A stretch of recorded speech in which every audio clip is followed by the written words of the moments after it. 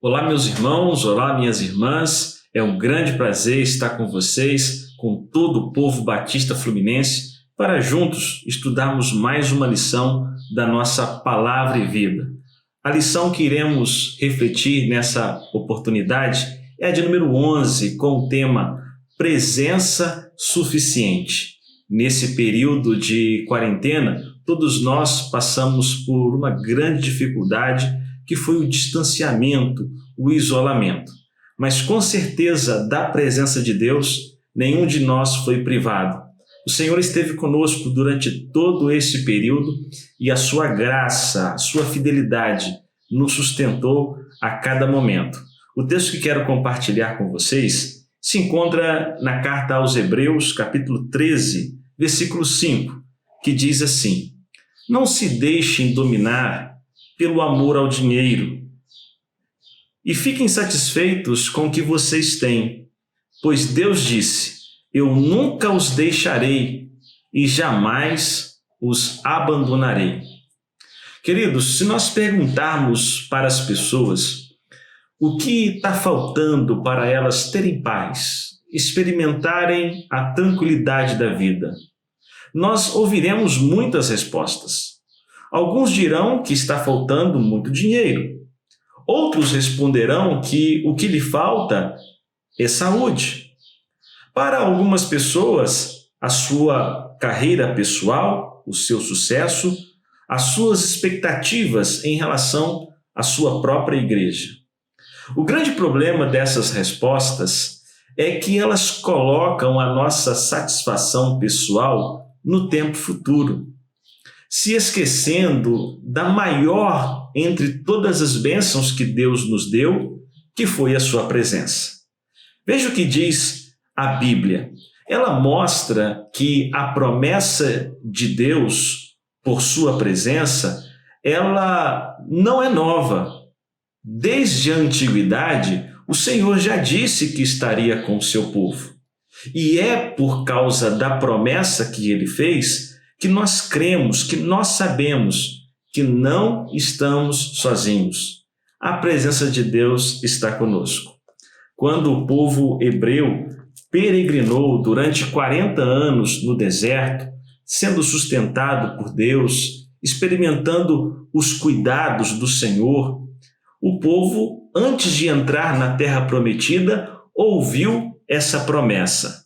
Ela se encontra em Deuteronômio, capítulo 31, versículo 6, que fala assim: Sejam fortes e corajosos, não se assustem, não tenham medo, pois o Senhor, o nosso Deus, irá com vocês. Ele não os deixará, nem os abandonará. A presença de Deus é uma promessa que ele concedeu ao seu povo, que também foi ouvida por Josué diante de uma grande missão que ele tinha que assumir, suceder Moisés, o líder do povo. E em Josué capítulo 1, versículo 5 e o versículo 6 dizem assim: Você nunca será derrotado, Josué. Eu estarei com você. Como estive com Moisés, eu estarei com você e nunca o abandonarei. Nós sabemos que Deus está conosco. E o principal motivo, a principal razão de nós crermos na sua presença é a sua promessa. E pelo seu amor, sua graça, sua misericórdia, por sua fidelidade, nós sabemos que esta presença é suficiente para a nossa vida, para que tenhamos paz e tranquilidade. As adversidades virão, mas Deus, em todo momento, continuará fiel, poderoso e bondoso. A sua presença vai nos ajudar a continuar superando todas as adversidades que nós enfrentaremos na vida. Por isso, a única coisa que nós realmente precisamos para experimentar paz e tranquilidade é a certeza de que a presença do Senhor está conosco, porque a sua presença é suficiente para as nossas vidas. Eu quero propor para você três verdades muito importantes a respeito da presença de Deus. A primeira é que a presença é suficiente, mas os recursos não são. O texto de Hebreus, capítulo 13, versículo 5, onde o Senhor afirma estar conosco, é uma citação de outras promessas que ele já fez no passado. E se você analisar as partes que antecedem essa afirmação, elas vêm contrapor a dependência financeira, a busca desenfreada pelo dinheiro, pelas riquezas. Paulo já disse em 1 Timóteo, capítulo 6, versículo 10, pois o amor ao dinheiro é uma fonte de todos os tipos de males. E algumas pessoas, por quererem tanto ter dinheiro, se desviaram da fé e encheram sua vida de sofrimentos. Isso quer dizer que não é o acúmulo das riquezas que trarão paz para a nossa alma. Não é o excesso de dinheiro que vai trazer tranquilidade de espírito, mas é a presença de Deus. Ela será suficiente apesar de qualquer adversidade. Nesse contexto de isolamento, de paralisações, muitas foram as preocupações individuais e coletivas em relação à economia. E é claro, nós não podemos negar a importância que o dinheiro tem para o sustento da nossa vida física. Porém, isso pode mostrar também o amor ao dinheiro, a idolatria para esse mal terrível que Jesus o classificou como mamon, como um inimigo que pode, por nossa própria situação e paixão, ocupar o lugar que só deve ser do nosso Deus. A Bíblia mostra que o amor ao dinheiro não vai trazer a solução. Muito pelo contrário, vai acumular a maldade e aumentar o nosso sofrimento. Não podemos amar o dinheiro. O dinheiro é um péssimo patrão, mas um ótimo servo. Ele não pode dominar as nossas decisões, os nossos critérios daquilo que pensamos, falamos ou agimos. O nosso critério deve ser a vontade do nosso Senhor, pois Ele é bondoso, Ele é fiel.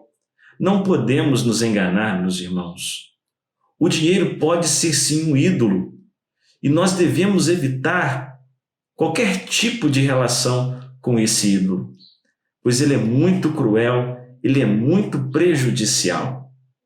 Por isso, a Bíblia está nos alertando que os recursos, embora sejam necessários para a nossa sobrevivência, eles nunca serão suficientes. Mas o que realmente irá nos satisfazer, aquilo que vai definitivamente ser o bastante para experimentarmos paz e tranquilidade, não é o dinheiro, não são as riquezas da vida, mas a presença de Deus, que nós podemos ter pela fé, a partir do momento em que nós cremos que o Senhor que o prometeu é amoroso e fiel o suficiente para cumprir as suas promessas. Por isso, nós podemos entender essa grande verdade e colocá-la em prática na nossa vida. A presença de Deus, ela é suficiente. Não importa o tamanho do seu problema, não importa o tamanho da sua dificuldade, a presença de Deus será o bastante. O dinheiro, por mais que tenhamos, ele nunca irá nos satisfazer. É como correr atrás do vento, uma busca que nunca terá fim. Por isso, a partir do momento em que você sabe que é a presença de Deus que será suficiente na sua vida, valorize essa presença. Reconheça, não ignore essa presença. E você pode fazer isso através das suas orações, o seu momento de intimidade com o Senhor, através da sua meditação bíblica, ouvindo a voz de Deus e fazendo a manutenção dessa intimidade pessoal com o seu Criador. A segunda verdade que quero apresentar a vocês, pensando nesse tema da promessa de Deus em relação à sua presença, mostra que a presença é suficiente, mas o templo não é. Se você lembrar, você vai ver que a carta aos Hebreus, ela foi destinada a uma comunidade cristã que vinha da cultura judaica. E você se lembra que na cultura judaica havia muita valorização a respeito das suas coisas culturais, como o sacerdócio, o templo. Tudo isso tinha um valor inestimável até para aqueles cristãos, porque o templo simbolizava a presença de Deus no meio deles. Só que a partir do seu encontro com Cristo, eles ficaram livres para desenvolverem uma espiritualidade livres com Deus, livres com Jesus, não necessitando mais de cumprir aqueles ritos, aquelas tradições da velha vida, como a dependência do sacerdote e a dependência, a visita constante ao templo. Certamente que esta comunidade, ela se sentiu privada da presença de Deus por não terem mais a obrigatoriedade e talvez até a impossibilidade de frequentar aquele templo. O templo onde, na concepção deles, eles sentiam a presença de Deus. Embora fisicamente eles não estivessem no templo, o texto mostra e ressalva justamente isso. Embora distantes do templo, eles não estavam privados da presença de Deus. Embora não fisicamente no templo, na presença de um sacerdote, Deus estava com eles. E eles jamais deveriam se sentir sós, porque Deus o prometeu. Nesse período de isolamento, se reunir nos nossos templos, fisicamente com a nossa igreja, pode até nos fazer falta em relação à presença física com os nossos irmãos, ver as pessoas que comungam da mesma fé conosco, que caminham com Cristo juntamente com todos nós. Mas nunca iremos estar sozinhos porque não estamos num determinado local geográfico. Porque a presença de Deus é suficiente, os lugares não. A presença de Deus é suficiente, o templo não é. Nós dependemos exclusivamente da presença de Deus e não de um lugar. Não podemos voltar a viver costumes que o povo de Deus já superou no passado. Não podemos depender da nossa espiritualidade a respeito de um lugar. Não podemos privar o nosso crescimento espiritual em uma casa apenas. Não podemos enclausurar a nossa fé por causa de um lugar. Os hebreus, destinatários dessa carta, eles entenderam muito bem a mensagem, que mesmo distantes da realidade anterior, mesmo distantes geograficamente do templo, mesmo vivendo de uma nova forma, sem depender de um sacerdote, Deus não estava irritado com eles. Eles não estavam sozinhos. Eles deveriam ouvir, relembrar a promessa de Deus, de que Ele estaria com eles, cuidando, provendo tudo aquilo que eles necessitassem. Quando falamos da provisão de Deus, nós estamos querendo dizer que Deus cuida do que nós realmente necessitamos. Ele cuida das nossas necessidades materiais, Ele cuida das nossas necessidades emocionais e Ele também cuida das nossas carências espirituais. Por isso, se Ele cuida de tudo que nós realmente precisamos, vamos descansar no Senhor.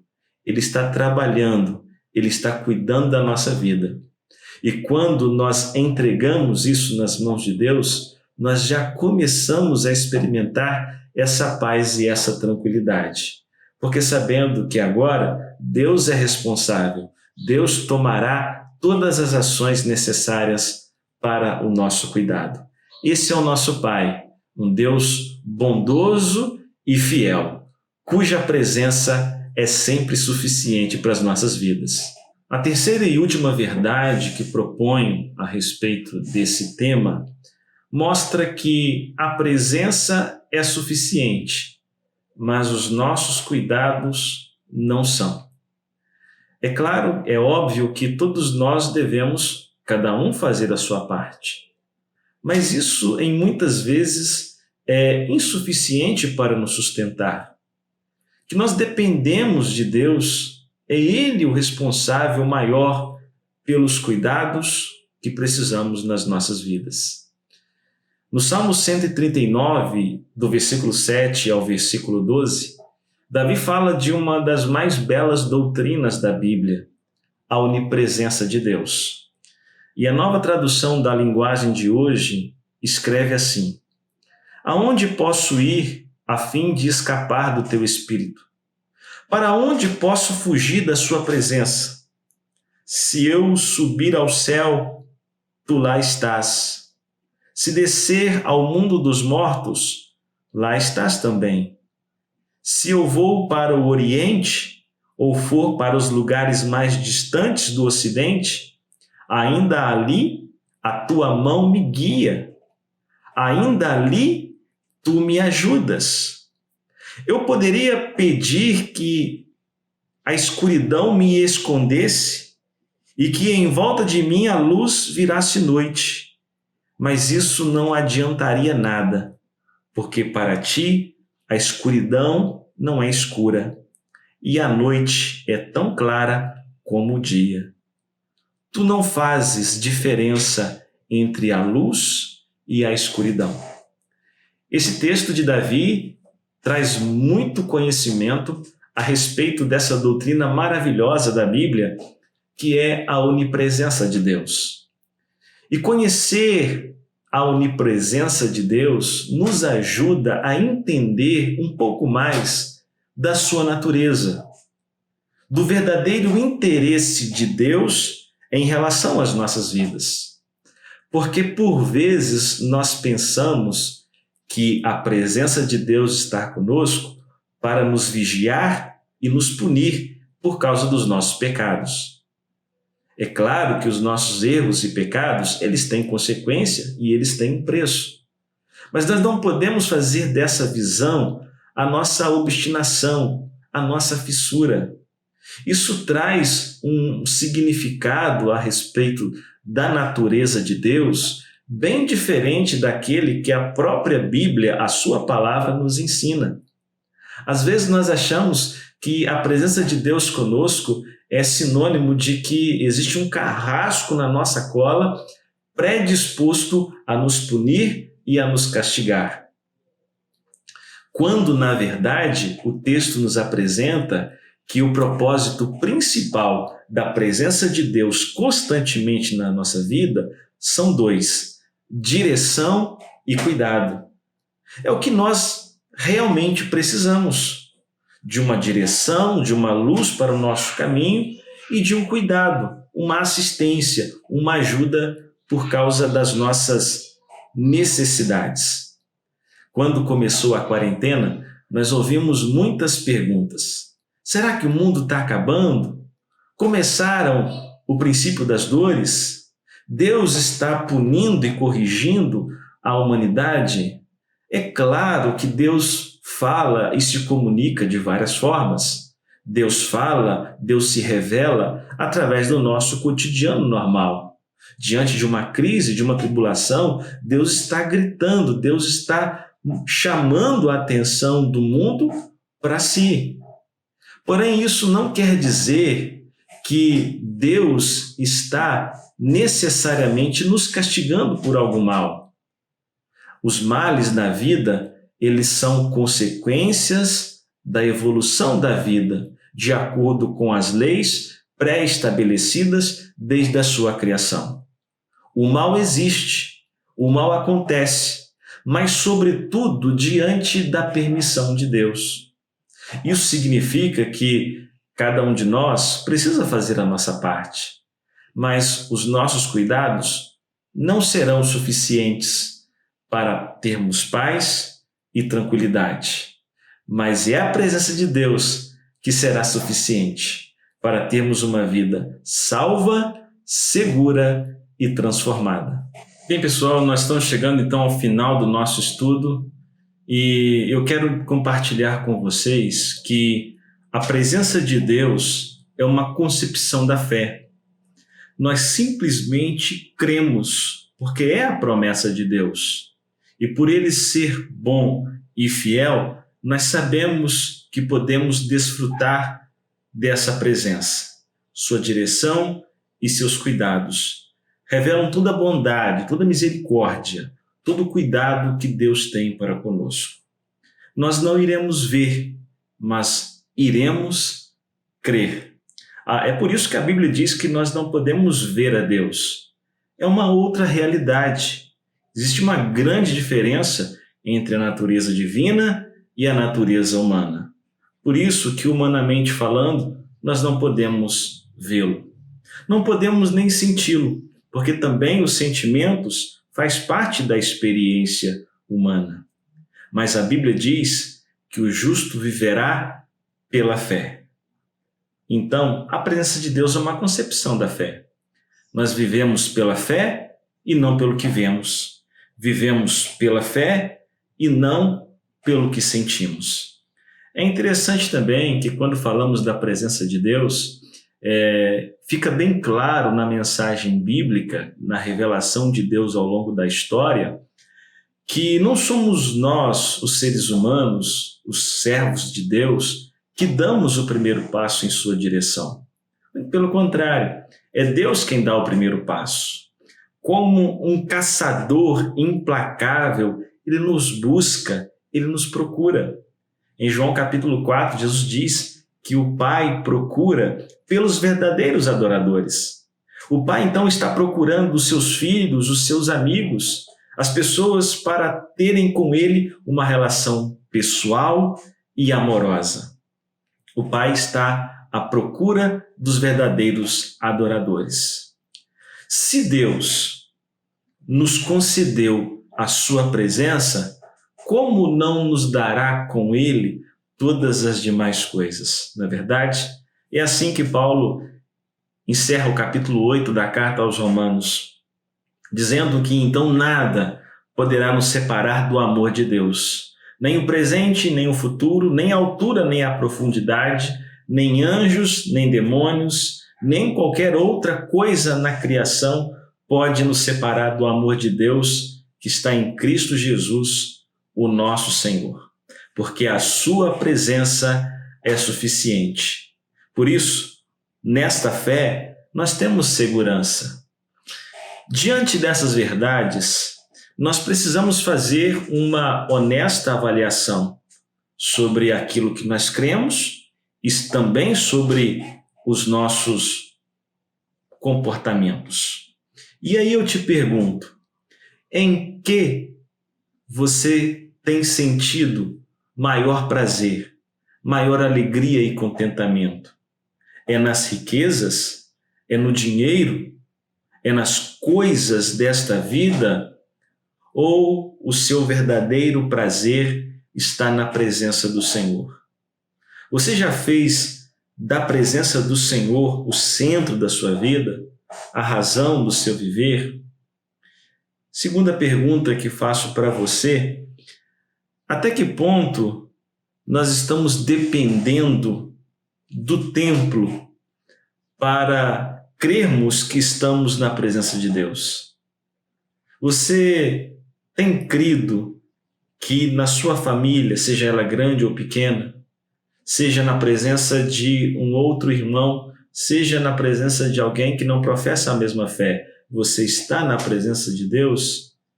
Nós precisamos refletir sobre essas perguntas. E em terceiro lugar, você confia mais naquilo que você pode fazer por sua vida ou naquilo que Deus pode fazer por você? A presença é suficiente. Os recursos não são. O templo não é. Os nossos cuidados também não são. A presença de Deus, nós cremos simplesmente, nos lançamos nessa presença. Porque Ele prometeu. A sua palavra nos mostra isso. Nós não iremos vê-lo, talvez não iremos senti-lo, mas nós iremos crer, porque aquele que prometeu é fiel e amoroso para cumprir todas as suas promessas. Que crendo na sua presença suficiente, sejamos encorajados e firmes para darmos os passos que devemos dar em nossa jornada, porque Deus é o nosso castelo forte. Com Ele nós vivemos com segurança. Que a presença suficiente seja o bastante para trazer paz e tranquilidade agora, já nesse tempo, para você, para a sua família, para os seus amigos e também para a sua igreja. Que Deus abençoe a todos e que possamos descansar nas promessas daquele que nos ama e que tem conduzido a história. Para encerrar, eu quero orar, pedindo a Deus que abençoe a sua vida e que todos nós possamos colocar esses ensinamentos em prática. Ó Deus, abençoe os nossos irmãos e irmãs. Que a presença suficiente do Senhor seja o bastante em cada situação da vida. Que os nossos joelhos, ó Deus, só se curvem em adoração ao Senhor. Que a satisfação plena da nossa vida esteja apenas na comunhão e na intimidade com o Senhor. Nos proteja, nos abençoe, ó Deus. Nos ajude a vencer todas as nossas adversidades. Em nome de Jesus, teu Filho, que oramos. Amém.